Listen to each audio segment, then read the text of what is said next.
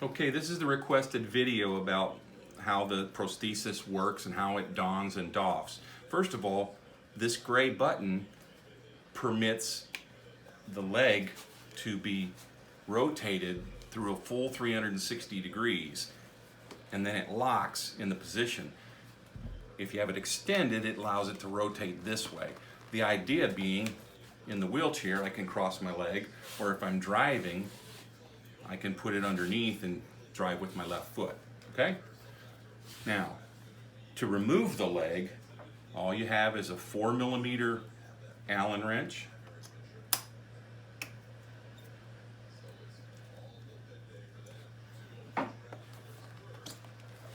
And there it is, okay?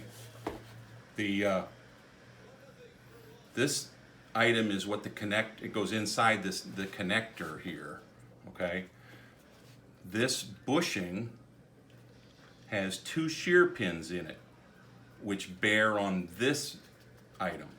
And if there's too much torque, those shear pins will fracture. That's the safety device. Secondarily, there's this Allen screw, which would tighten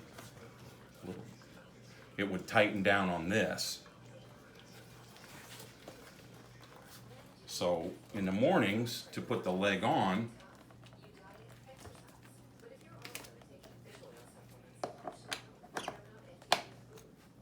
same Allen wrench,